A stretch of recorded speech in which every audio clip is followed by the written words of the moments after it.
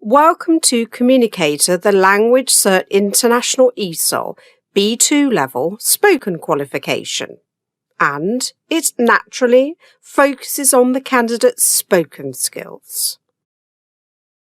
The exam consists of 4 parts, all of them assessing language based on practical experience and everyday English.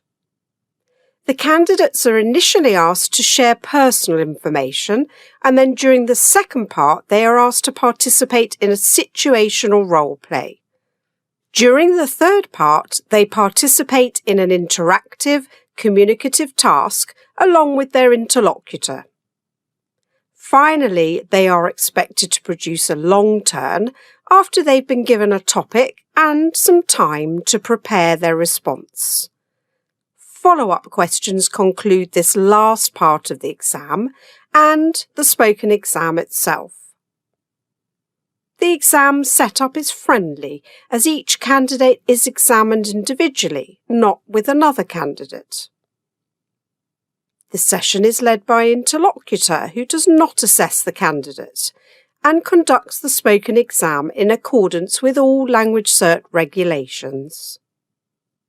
The whole session is recorded in digital format, uploaded to the LanguageCert examinations platform, and then sent to a fully trained independent LanguageCert assessor to be marked. Remarking is available whenever required, and the pass mark is an overall 50%. Part 1 aims to initially set the candidate at ease and elicit personal information. The first 2 questions, which aim at eliciting the candidate's name by spelling it and where he or she is from, are not assessed. However, the next questions are assessed, and the candidate will be asked between 3 and 5 more questions. Part 1 lasts 3 minutes. Part 2 requires the candidate to take part in a situational role play. The aim of this task is for the candidate to use functional language in a range of real-life, everyday situations. The candidate is presented with 2 or 3 situations, and both the interlocutor and the candidate need to produce approximately 2 terms each time. The duration of Part 2 is 3 minutes. In Part 3, the candidate and the interlocutor exchange information in order to perform a communicative task. The interlocutor informs the candidate that they are going to have a short discussion and will need to cooperate in order to reach some kind of agreement or decision, helped by some written prompts. The duration of this part is 3 minutes. The fourth part of the spoken exam aims at assessing the candidate's ability to speak about a selected topic at greater length with minimal participation by the interlocutor. The candidate is given a topic, asked to prepare a response in half a minute, and then talk about it for 2 minutes. Then a few related follow-up questions conclude the exam. This final task lasts 4 minutes. Here are a few sample questions. As already mentioned, Part 1 aims at setting the candidate at ease and eliciting personal information about him or about her. The first 2 questions, which simply elicit the spelling of the candidate's name and where he or she comes from, are not assessed. The next questions of Part 1, however, are all assessed. Here, the first assessed question relates to the area where the candidate lives, and, for instance, the question is, what do you like or dislike about your area? Then the interlocutor will proceed with a second question, taken from a second set, which in our case here relates to photography, and the question is, why do people keep photos of their own lives? The interlocutor goes on with a third question from the third set, and depending on the time left for this part of the spoken exam, might ask a fourth and a fifth question from the fourth and fifth set. The duration of this part of the exam is 3 minutes. Part 2 requires the candidate to take part in a situational role play. He or she will be asked to take part in 2 or 3 situations. Both the candidate and the interlocutor need to produce approximately 2 terms during each situation. The interlocutor chooses a situation from a set, reads it out to the candidate, and the candidate responds to it. Here we can see an example where the interlocutor sets the following situation. I'm your new teacher. We're waiting for one of your classmates to arrive. He is late. I start. Is he always late? The interlocutor initiates the situation, and both the candidate and the interlocutor need to produce approximately 2 terms, as already mentioned. Then, the interlocutor provides a second situation, where this time it is the candidate who has to start. An example of the type of situation initiated by the candidate this time might be similar to this one. We're friends. You've invited me to the theatre tomorrow, but I haven't answered. You start.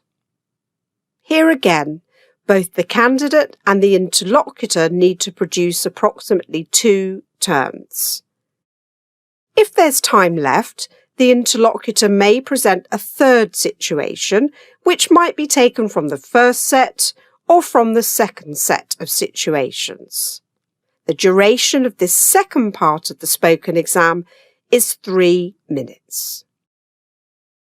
In the third part of the spoken exam, the candidate and the interlocutor need to exchange information to perform an everyday task.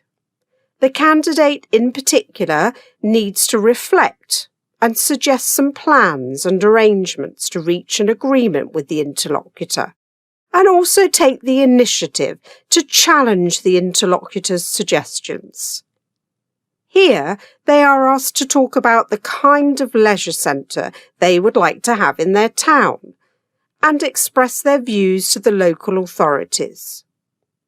Each one of them is provided with a task sheet with some prompts. The task sheets are similar but not identical. The candidate is given 20 seconds to prepare his or her response and start when ready. The duration of this part is 3 minutes. The last part of the spoken exam, part 4, is a long turn and assesses the candidate's ability to speak at greater length with minimal participation by the interlocutor. The interlocutor chooses a topic.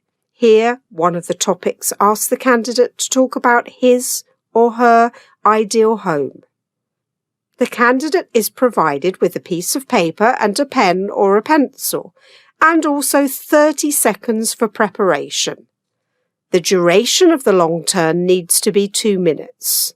Related follow-up questions, up to 4, will conclude this part and the spoken exam itself.